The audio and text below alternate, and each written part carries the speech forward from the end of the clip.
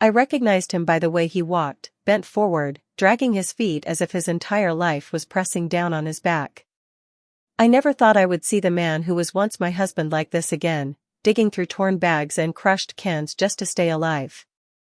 I was leaving the bank with a folder tucked under my arm when I noticed him leaning over a dumpster, sorting through scraps with filthy hands and stuffing aluminum cans into an old sack. My heart froze. The world seemed to shrink to that single corner of the street.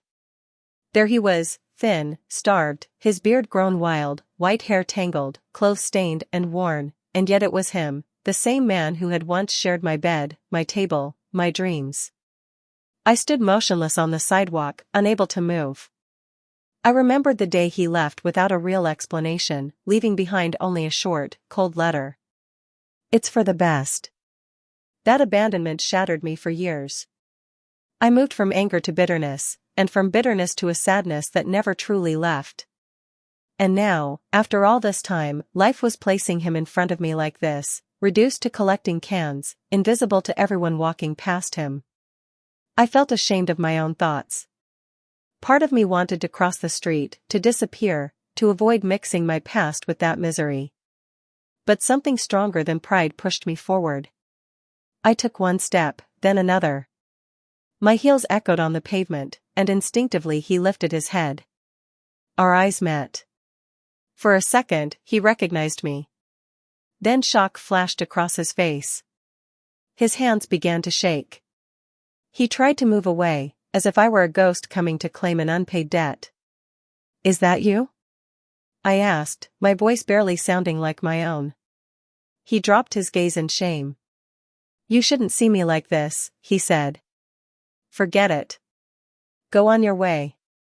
But before we continue, I want to invite you in a very special way. Subscribe to the channel and leave a like. It helps me know you support and enjoy these stories. And tell me in the comments which city you're watching from right now. Now let's continue." I didn't walk away. I stood there in front of him, my heart pounding hard in my chest. I looked at him closely, the torn shoes, fingers cracked by cold, eyes sunken from hunger. Nothing about him resembled the man I once knew, the respected engineer who wore neat suits and spoke passionately about construction projects. "Tell me why you're living like this," I demanded, unable to hide my trembling. "After everything, I need to know." He pressed his lips together and glanced around, as if afraid someone might be listening. Then he slowly shook his head. "You should never have seen me again," he whispered. "I did everything so you wouldn't have to carry this." I stepped closer. I could smell sweat, the street, poverty. "With what?" I asked. "What did you do all this for, Thaddeus?" He looked up then, tears filling his eyes, and said the words that tore me apart. "It was to save you." I felt the air leave my lungs. My legs weakened. I grabbed his arm to keep him upright. "Save me from what?" I asked, almost pleading. He tried to stay standing, but his body failed him. He collapsed into my arms, falling onto the dirty asphalt like an old tree that could no longer support itself. I screamed for help. A few people stopped. An ambulance was called.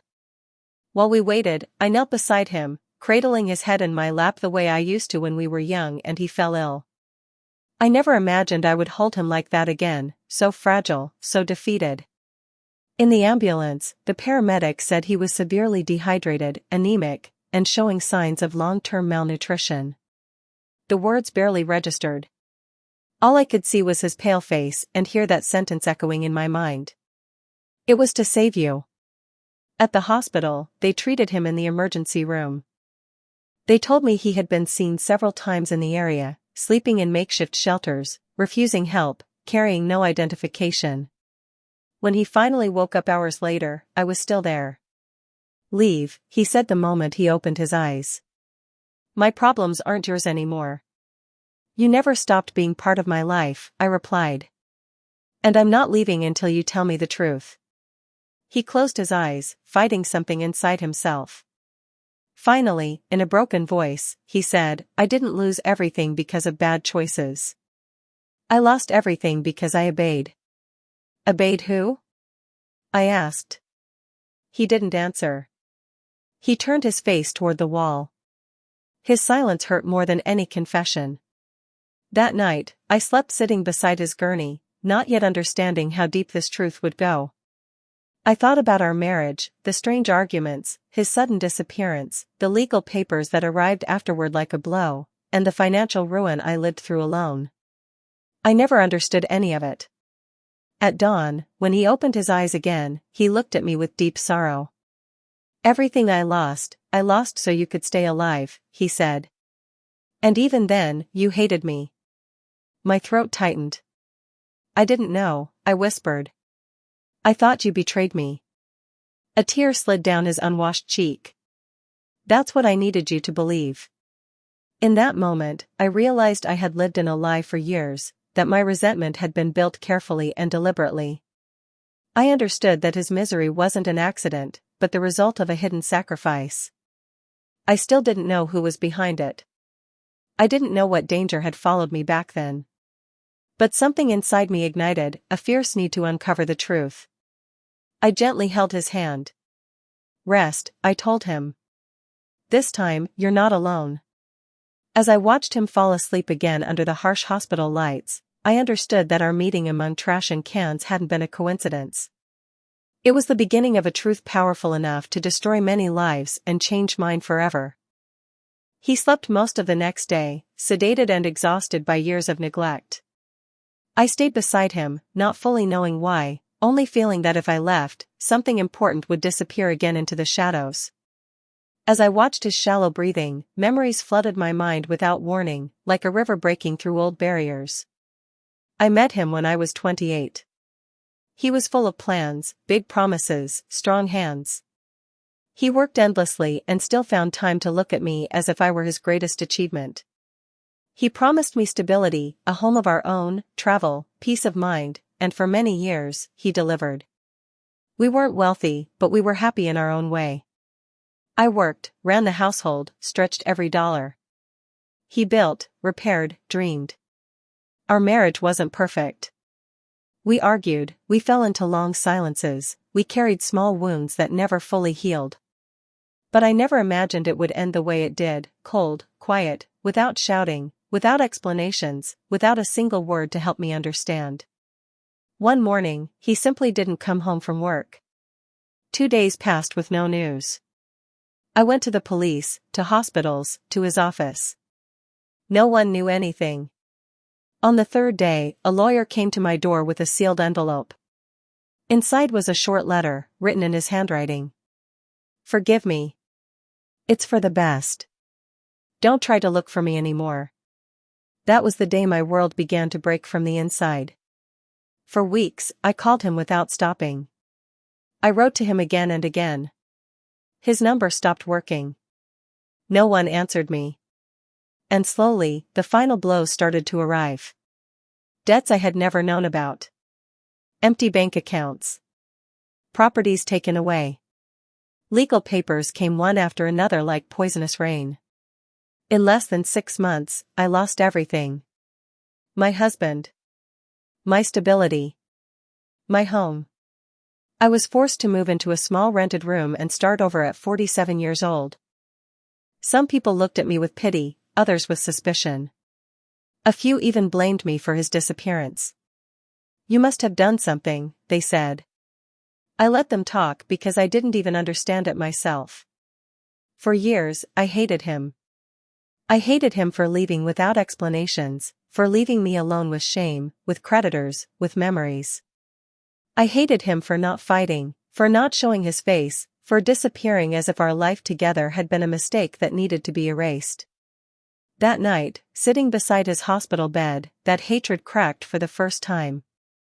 When he woke up again, I asked the nurses to give us privacy. I closed the door carefully. Thaddeus looked at me with exhaustion.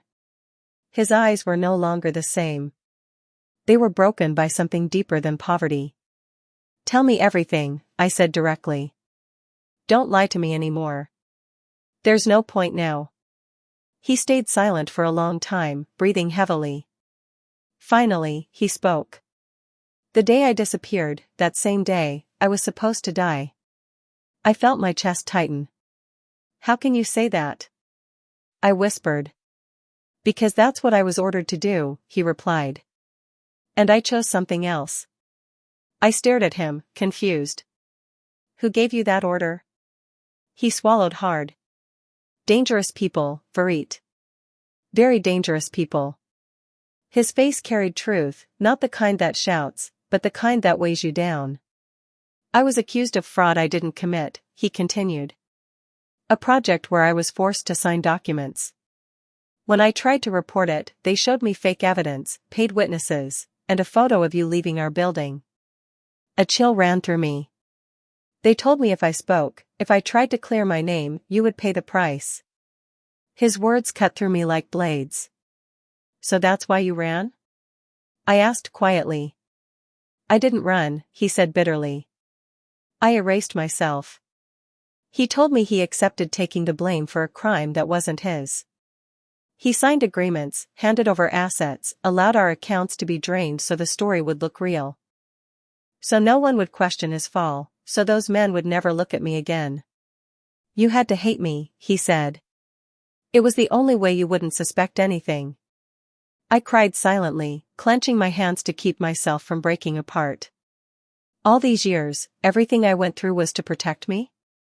I asked. To save your life, he answered. I covered my mouth. Decades of resentment collapsed at once, leaving behind a deep, aching emptiness. Then why didn't you ever come back? I whispered. Because they kept watching, he said. Every time I tried to get close, someone reminded me that you were alive only because I obeyed. In that moment, I understood his misery not as a consequence, but as a condition imposed on him. That night, I didn't sleep.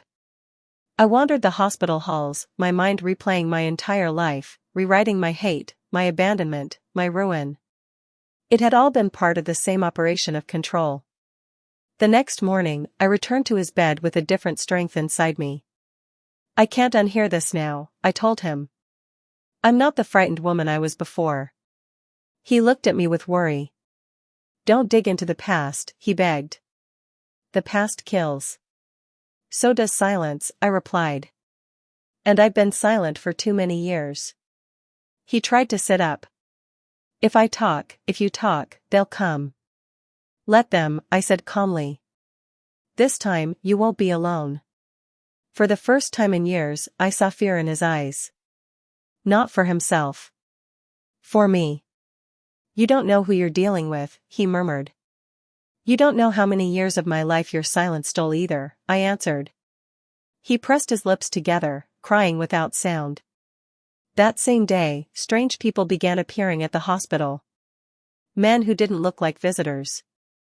They asked about patients who didn't exist. They watched from a distance. Thaddeus grabbed my hand. They've already started, he whispered. I looked at him with the calm of someone who had already lost too much to step back. Then the end of this story has started too.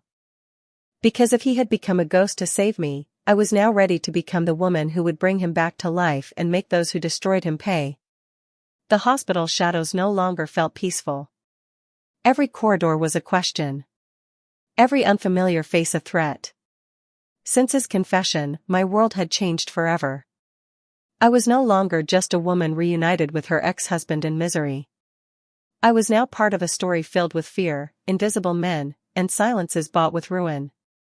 That night, while he slept, I sat in the waiting room, my head burning. I thought about everything I had endured after he disappeared, the debts, the shame of asking for help, the looks from those who thought I was abandoned because of my own faults. Every memory now carried a darker meaning. It had all been a performance to protect me, and I was the only one who never knew. At dawn, I returned to his room. Thaddeus woke slowly. I gave him water. He looked at me as if he feared I might be gone, as if the truth had driven me away. I'm still here, I said. He nodded with relief. We sat in silence until I spoke again. I want the names, I said. Understanding the past isn't enough. I need to know who destroyed you. He closed his eyes, gripping the sheet tightly. Not all names are spoken out loud, he replied. Some are said only once, and then they cost you your life. Mine was already in danger without me knowing, I said. You won't carry this alone again. He took a deep breath. It started with a major project, he said. A multi-million-dollar public works contract. I was only the technical lead. But the contracts were full of traps, shell companies, inflated invoices, stolen funds. When I discovered it, I thought I should report it. His voice broke. That same night, I received the first threat.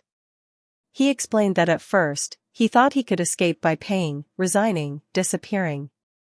But they never wanted just his silence. They needed a scapegoat, a clean name to blame everything on. And he, with his spotless record, was perfect. When they realized I wouldn't give in, he continued, they brought you into it. My stomach tightened. They showed me photographs of you entering and leaving our building, he said. Your schedules, your routes, the places where you were alone. They told me everything could be made to look like an accident. I pressed my hand to my chest. I suddenly remembered several days when I had felt someone following me for no clear reason. I had never imagined it was real. That was when I agreed, he whispered. I signed everything. I handed over everything. I left without saying goodbye. You had to hate me so you wouldn't look for me, so they would know the blackmail worked. I cried silently. And everything they took from us? I asked. The accounts, the house. It was part of the price, he replied. It had to look like I destroyed myself through my own mistakes. And you really did lose everything, I said bitterly. Yes, he nodded. Because when a monster learns it can take, it never stops. He tried to say more, but a violent cough cut him off. I called the nurse. While she helped him, I noticed a man at the end of the hallway watching too closely, not like a worried relative. When our eyes met, he turned away immediately and walked off. Fear washed over me again. That afternoon, a doctor asked to speak with me privately. He said Thaddeus needed more tests, that his condition was serious but stable. Before leaving, he lowered his voice. Be careful with visitors, he warned. 3 people asked for him today who don't seem to belong here. My knees nearly gave out. I returned to Thaddeus's room with a decision already formed. I can't keep hearing half the truth, I told him. If you're going to talk, do it now. We don't know how much time we have. He looked at me in pain. There's something I never told you, he said. The night I disappeared, I buried a box under the old workshop where I used to work. No one else knows about it. Inside are the original documents that prove the embezzlement. My heart jumped. Why didn't you use them? Because then you would have died, he replied. But now that they know I've resurfaced, staying silent may no longer make sense. We stared at each other for a long moment. I understood then that his silence hadn't only protected me, but many others who lived unaware of that corruption. I want to get that box, I said. No, he answered sharply. It's dangerous. Waiting is more dangerous, I replied. You already sacrificed your life for me once. I won't let you do it again. He stayed quiet, then finally nodded. Behind a false shelf in the back of the workshop, he said. Everything is there. That night I barely slept. Every shadow felt like a threat, every sound like a warning. The next morning, I left the hospital with my heart clenched tight. I took a taxi to the old workshop on the south side, now almost abandoned. The air smelled of oil and dust. I moved slowly, holding my breath. I found the shelf, shifted boxes, ran my hands along the wall until I felt an uneven space. I dug with a rusty tool I found nearby. My hands shook when I touched the buried metal box. It was heavy when I pulled it out. I opened it using the key Thaddeus had described. Inside were sealed folders, flash drives, contracts with real signatures, photos, recordings, enough evidence to bring down powerful people. Fear and determination twisted together inside me. Knowing the truth was no longer enough. Now I was holding it. As I left the workshop, I noticed a car parked half a block away start its engine. I didn't look back. I walked into a crowded area, entered a store, waited. The car circled once, then disappeared. The game was no longer hidden. I returned to the hospital with the box inside an ordinary shopping bag. Thaddeus was awake. One look at my face and he knew. I nodded. Now they're not just after you and me, he said quietly. Now they're after the truth. Let them try, I replied. I'm done hiding. In that moment, I crossed an invisible line. I was no longer just the woman who cried after finding her ex-husband collecting cans. I had become the keeper of a truth capable of destroying empires. I carried the bag against my chest like something alive. Each step was heavy, not only with fear, but with what the box represented. Years of lies. Injustice. A life destroyed without me ever knowing why. When I entered his room, he looked at me like someone returning from war. I found it, I said, sliding the bag under the bed. His eyes filled with tears. He closed them for a moment, as if praying. There's no turning back, he said. There never was, I replied. I sat beside him. For hours, we didn't open the box. We sat in silence, listening to the hospital sounds, gathering strength. Finally, with shaking hands, I opened it. Inside were folders labeled by years, dates, stamps, names I didn't recognize but he did. Photos of construction sites, maps, payment lists, and documents tied to me. My accounts. My properties. My forged signatures. Papers showing me as a debtor for impossible sums. Contracts linking my name to shell companies I had never heard of. Everything had been arranged so that if I were ever investigated, I would look guilty. Dizziness hit me hard. All this happened after you left, I whispered.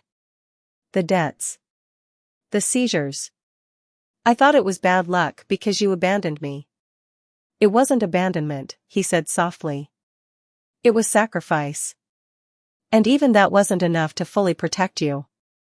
Memories flooded back. The eviction where no one met my eyes. The court notice that erased my savings. The humiliation of borrowing money from people who once admired me. The nights awake, wondering how to pay debts I never created. The years I became a burden. I cleaned houses, I said, my throat burning. In my 50s, I went hungry.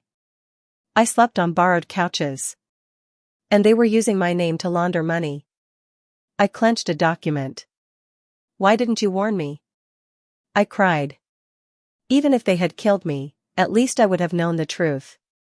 No, he said desperately. Because you were the last thing I could bargain with. Every time they doubted my silence, I showed them your photo as proof of why I still obeyed.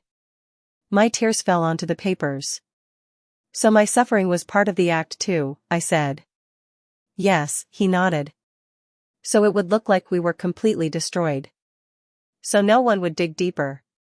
One by one, every loss in my life replayed in my mind. None of it had been random. None of it was bad luck. I had been pushed carefully to the edge so the guilt would fall on one man and drag his wife down with him. I left the room shaking and sat alone on a bench. I stared at my aging hands, marked by work I never understood why I had to do. Now I knew. Someone had decided I had to fall to protect criminals. That night, I didn't sleep. Alone, I opened the box again in a small room. I read every document. Followed every date. Recognized names from the news, tied to corporations, politicians, respected figures. Without knowing it, I had been used as cover for massive corruption.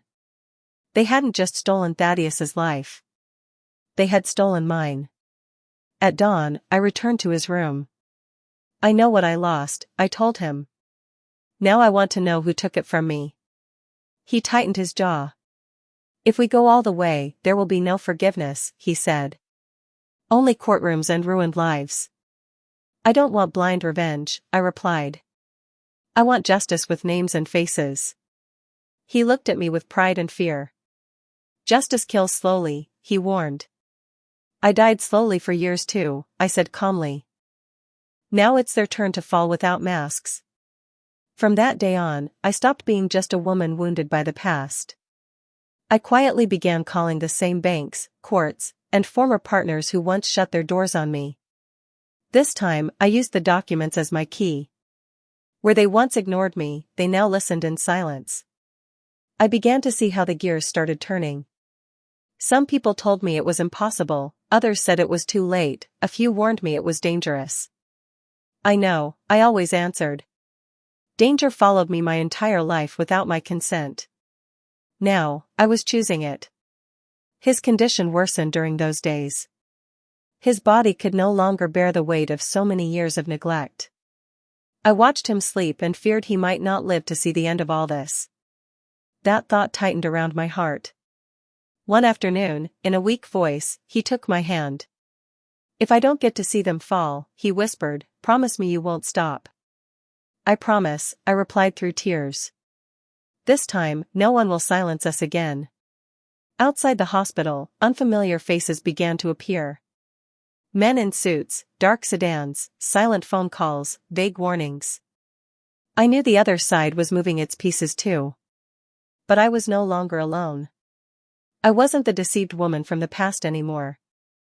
I was the woman who had finally learned why her life had been stolen.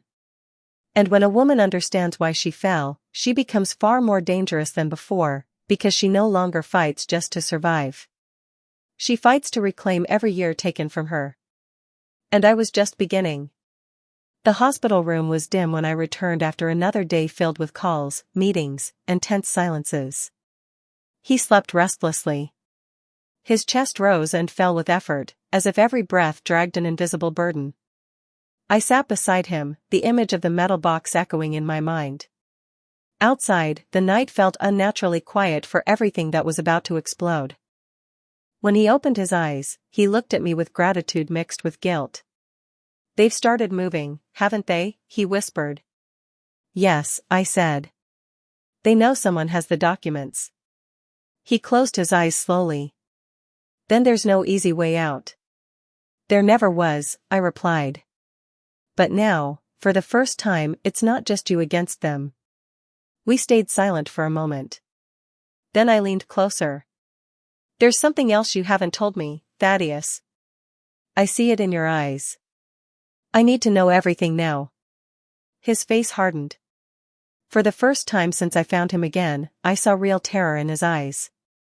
That's the one thing I should never tell you, he murmured. Because once you know, there's no turning back. There's been no turning back since I saw you collecting cans, I said. Speak. He took a long time. Then, with a broken voice, he said the words that froze my blood. If I talk, if I say the full names, they will kill you. A sharp pain hit my stomach. Just like that? I whispered. Just like that, he confirmed. They're not just corrupt businessmen. There are people from the state. Officials. Bought judges. People who erase files. People who erase lives. A chill ran down my spine. This was bigger than I had imagined. It wasn't just about money. It was about raw power. That's why I agreed to fall, he continued. When they put your photo on the table and said everything could look like a robbery or an accident, I knew I wasn't bargaining with my life. I was bargaining with yours. Tears filled my eyes. And I hated you for years, I said. I buried you alive in my heart. That's what kept me alive, he replied. As long as you hated me, you were safe. I covered my face. My past was being rewritten inside me, violently. Every memory of anger was turning into a twisted, unbearable act of love. Tell me the names, I insisted. Even if they kill me tomorrow. He shook his head. First, we secure the evidence. The box isn't enough. They can erase traces, stage fires, assaults, accidents. The truth has to come out in a way they can't bury. How? With the press. With clean prosecutors. With international witnesses if needed. I took a deep breath. This was no longer a family tragedy. It was a war against a rotten system. Then tell me about them, I said. Even without names. With his eyes closed, Thaddeus began to speak in fragments. Consortiums of companies. Rigged contracts. Millions diverted. Projects never finished. Officials signing for envelopes. Lawyers assigned to silence anyone who resisted. An accountant found suicided. An engineer who fled after a false charge. A councilman who died in a supposed home accident. They all knew too much, he whispered. Like me. And without knowing it, I had been the bargaining chip. That night, I left the hospital with a knot in my chest. I walked the sidewalk seeing every stranger as a potential enemy. For the first time, my fear was physical, not just emotional. Even so, I didn't stop. The next day, with the help of an old journalist who had investigated major cases years ago, I began pulling strings carefully. I showed him only a small portion of the documents, just enough for him to understand how real and massive it was. If this is true, he told me, more than one person will want you dead. They already did, I replied. I just didn't know it. That same afternoon, the first direct warning arrived. A folded note slid under the door of my rented room. Leave the past where it is, or go with it. My hand shook, but I didn't back down. That night, I returned to the hospital. Thaddeus looked at me the moment I entered. They warned you, didn't they? I nodded. Yes. They've started. Then the clock is ticking, he said softly. And not in our favor. He gripped my hand with a strength that didn't match his fragile body. Listen to me, he said. If this goes wrong, promise me you won't save me. Save yourself. No, I answered immediately. You already sacrificed yourself for me once. Now we save each other, or we fall together. His eyes filled with an emotion I couldn't name. That stubbornness was always your greatest strength and your greatest danger.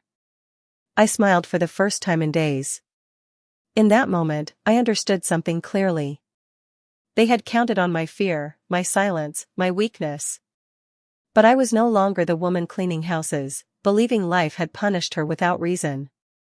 Now I knew why they destroyed me. And I knew exactly who I was fighting. Before continuing, tell me in the comments what you think of this story so far and what you would do in my place. Don't leave the video, because what comes next will give you goosebumps. That same night, I made a final decision. I wasn't just going to clear Thaddeus's name. I was going to expose the entire network that had stolen his life and mine. I understood that even if this path cost me my peace, my calm old age, even my life, I had to walk it. This was no longer only about justice. It was about making sure a man's sacrifice did not stay buried among cans and trash. I was ready to make those who believed they could play God with our lives finally tremble. The journalist I trusted agreed to meet me in a quiet cafe, far from the hospital, far from my home, far from anything familiar. I carried only a thin folder from the metal box. I couldn't risk more. He arrived with a worn notebook and the eyes of someone who had seen too many truths and paid their price.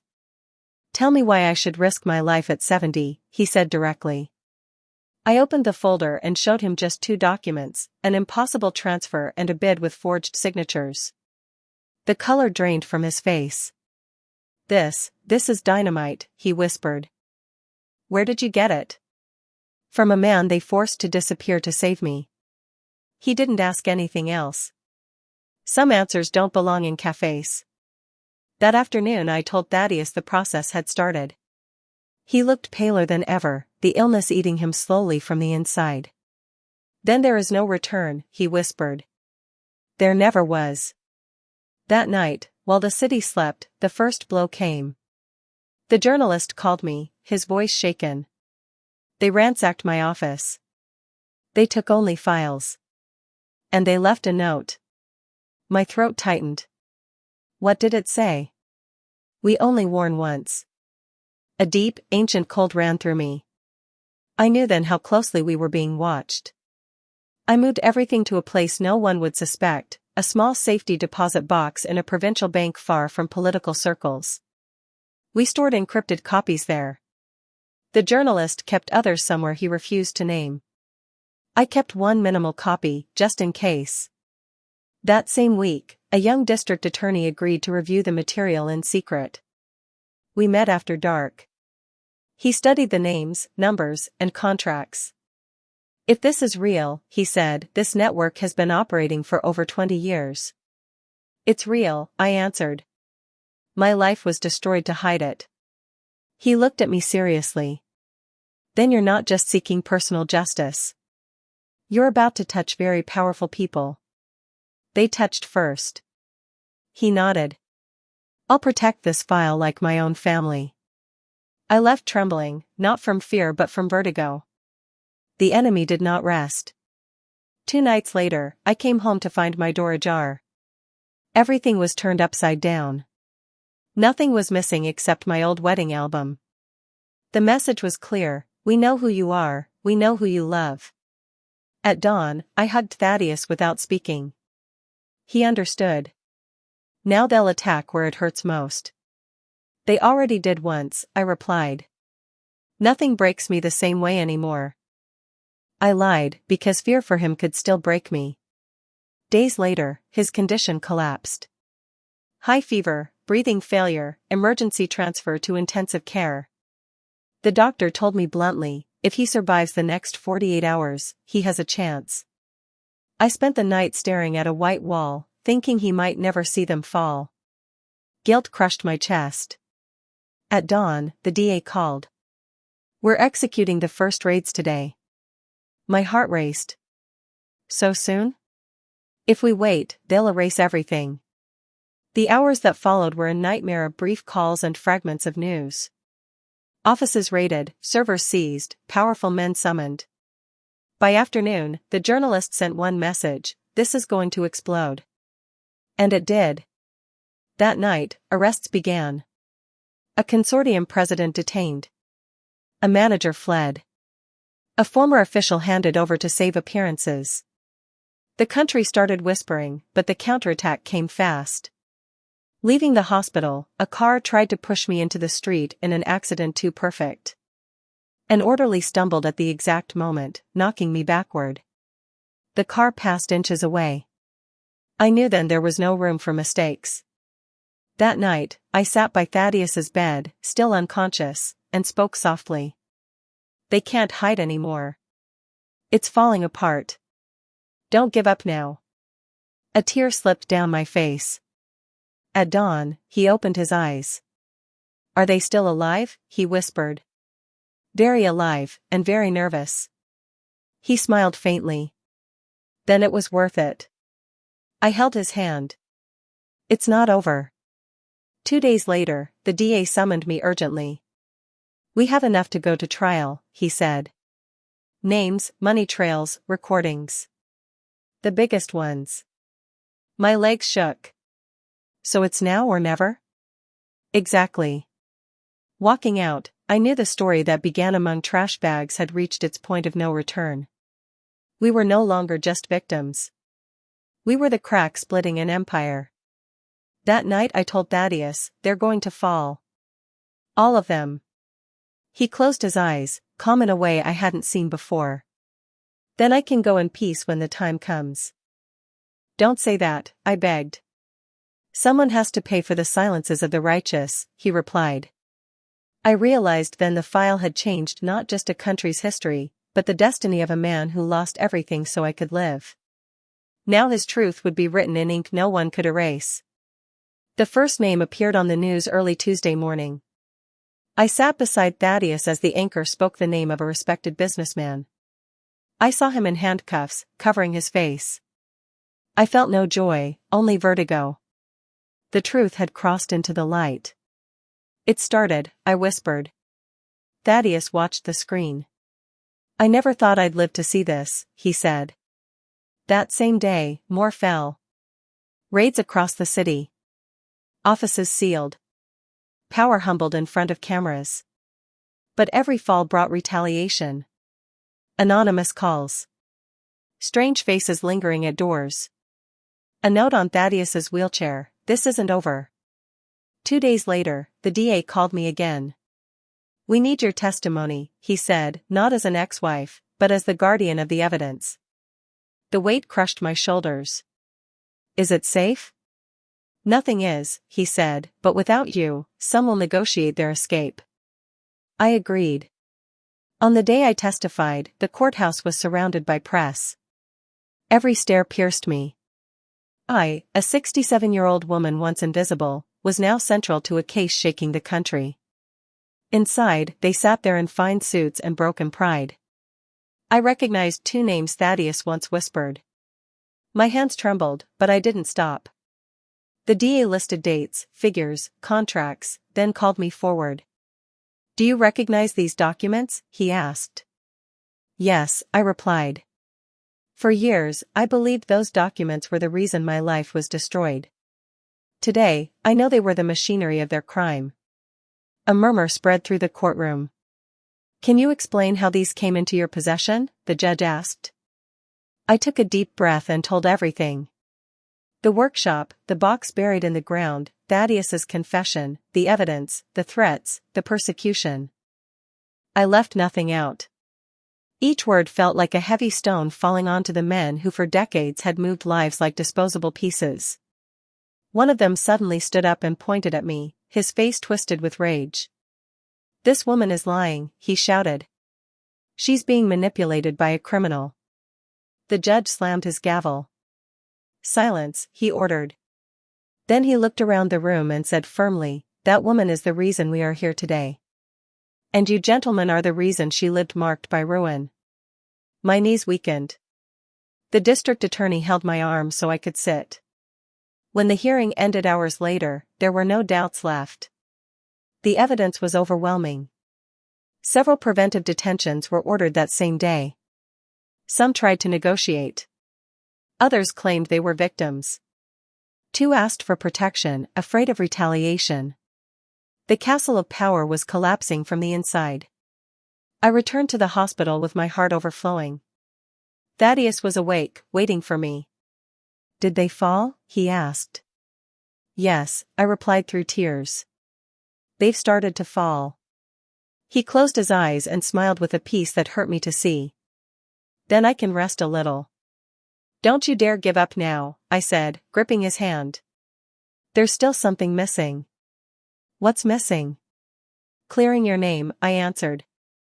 3 days later, the news broke that closed the circle. A high-ranking official, untouchable until then, was arrested while trying to flee the country with false documents. On his computer were direct records of the illegal operations, and among them, Thaddeus's name appeared clearly marked as the scapegoat, with instructions to sustain his fall to protect those at the top.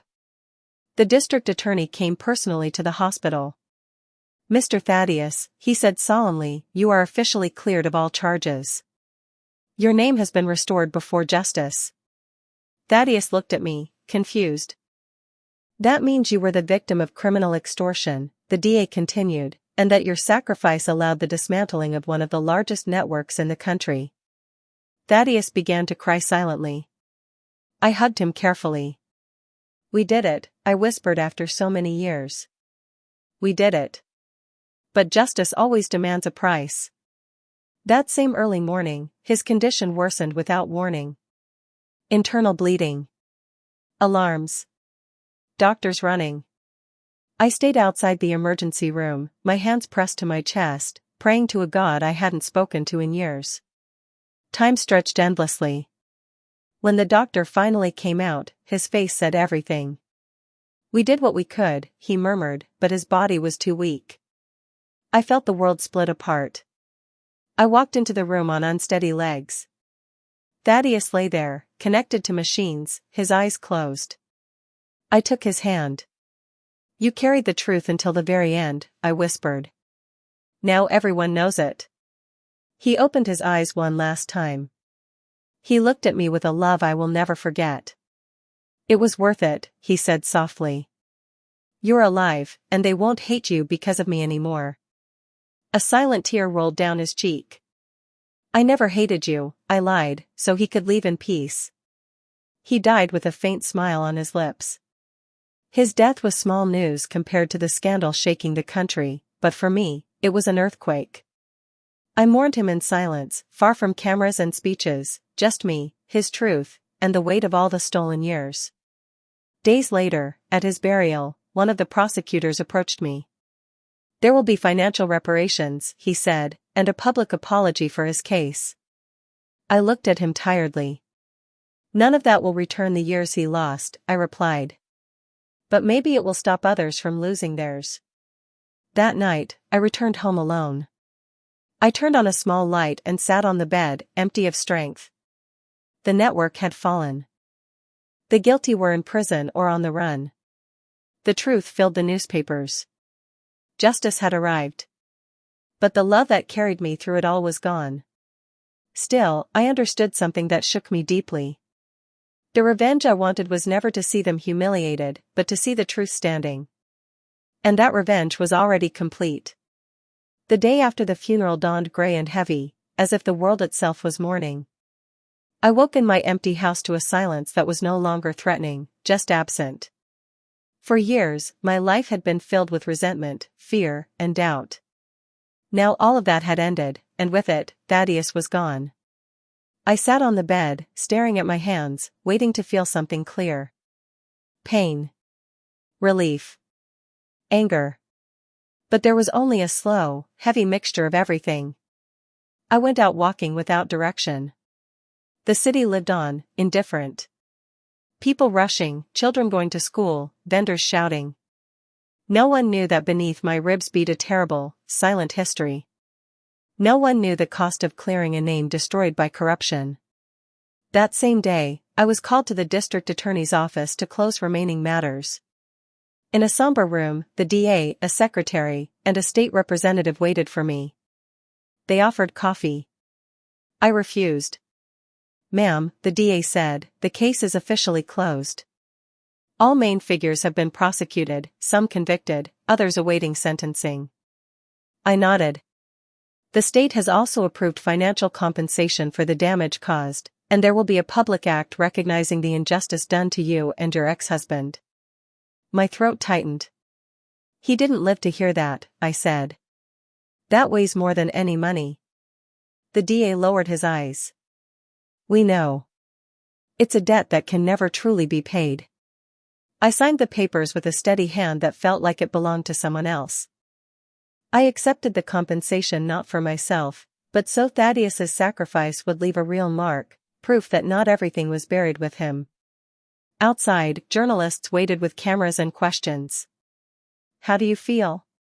What do you think of the corruption network? Do you forgive them?" I answered nothing. I walked through them with my head held high. Thaddeus endured ruin in silence. I would not turn his story into a spectacle. That night, I returned home exhausted. On the table, a white envelope with no sender waited for me. I opened it slowly, with an unease that still hadn't fully left me. Inside was a folded sheet with a single handwritten sentence: "He won. And so did you." There was no threat, no bitterness, just a late acknowledgement from someone who clearly understood there was nothing left to hide. I tore the paper and threw it in the trash. The past no longer had permission to touch my present. As days passed, the noise of the scandal slowly faded. Other news took the headlines. New culprits replaced the old ones in public attention. Life went on, as it always does. But mine was no longer the same. I sold the small house where I had lived through years of poverty and bought a modest, bright apartment with a large window facing a park. I didn't want luxury. I didn't want display. I only wanted space to breathe without fear. I furnished it simply: a table, 2 chairs, my books, and the old photos rescued from the ruins. Among them was one of Thaddeus and me on our wedding day. I stared at it for a long time before placing it in a simple frame on the dresser, not as a tribute to the husband who vanished, but to the man who sacrificed himself without me ever knowing. I began to live slowly. I learned to enjoy small things again: hot coffee in the morning, sunlight slipping through the window, the sound of children playing in the park. For years, I lived feeling the world owed me something. Now I understood the only thing it truly owed me was peace. A month after the case officially closed, the public ceremony was held. I didn't want to attend, but the district attorney insisted. "Not for you," he said, "but for history." I agreed. In the grand courthouse hall, an official statement was read aloud. They named Thaddeus as a victim of large-scale criminal extortion. They acknowledged he had been used as a scapegoat, that his life had been destroyed to protect illegal interests. When they spoke his full name, the air seemed to break inside my chest. I was invited forward. I walked slowly as the room watched in silence. The DA handed me a folder with the final resolution. "On behalf of the state," he said, "we ask forgiveness for arriving late." I took the folder without knowing what to say. There were not enough words for so much damage, nor for so much closure. That night, I returned home with a tired heart. I sat by the open window as the wind moved the curtains softly. I thought about the woman I was when Thaddeus disappeared. The rage, the hunger, the humiliation, the hatred that kept me standing for years. None of it had been wasted. Every tear, every fall, every unanswered night had led me to this truth. But the price had been unbearably high. Sometimes I wondered if knowing earlier could have changed something. Then I understood that thought was an illusion. They had power. We only had silence, and he chose to carry it for me. One day, while reviewing the last documents I still kept, I found a small folded note between two contracts. The handwriting was familiar. It was his. "If you ever read this, it means I'm no longer here. Don't remember me as the man who fell, but as the one who loved you, even when he had to deceive you to save you. Losing you was the highest price, but saving you was my only victory." I cried like I hadn't cried in months. Without shame, without restraint. I cried for what was, for what never could be, for the life he never got to live. With time, I learned to speak of him without my voice breaking. I learned to tell his story not as a tragedy, but as an extreme act of love. Some called him a hero. I said he was simply a cornered man who chose to save the one he loved. At 67, I began again. Not with youthful illusions or grand promises, but with something harder and more valuable, truth. Today, I walk without fear. I no longer look back for shadows. I no longer wait for hidden blows. I no longer hate the man who once disappeared without explanation. Now I know why he did it. And I know what he left me. He left me life. And although that gift came wrapped in ruin, pain, and silence, it was the greatest gift anyone could give. Because of his sacrifice, I can finally say, with a calm heart, that I am still here. Alive. Free. And at peace. Today I sit by the window of my small apartment and watch life pass by. I hear children playing in the park. I feel the sunlight slowly warming the room. For the first time in many years, I am not afraid. I don't check who walks behind me. I don't flinch at every sound. I don't fear what I drink or eat. For too long, I believed I had been abandoned, that the man I loved destroyed me out of selfishness. The truth was the opposite. He carried my pain so I could keep breathing. He lost his life to save mine without me ever knowing. We lost years no one will return. Years of silence, hunger, hatred, and loneliness. And now I understand something that still shakes me. All that time, even when I didn't know it, someone was paying for my freedom with his own sentence. I don't celebrate anyone's fall. Seeing them in prison didn't bring me peace. My peace came when I learned the truth. When his name was cleared. When I understood he hadn't lied out of cruelty, but out of love. Today I live with little, but I live calmly. I sleep in peace. I walk without fear. And every morning I give thanks for one simple, enormous truth. I am still alive. And now I know why. At 67, I don't seek revenge. I seek silence. I seek calm. I seek to honor the sacrifice of a man who carried everything so I wouldn't have to. And I honor him by living. Living without fear. Living without resentment. living without chains. Because after so much pain, I also deserve to rest. Did you like the story? And which city are you listening from? Let's meet in the comments. If you liked it, you can support me with a super thanks so I can keep bringing stories like this. Thank you for your support. I look forward to reading your thoughts. On the screen you can see 2 more life stories I highly recommend. There's much more on my channel. Don't forget to subscribe.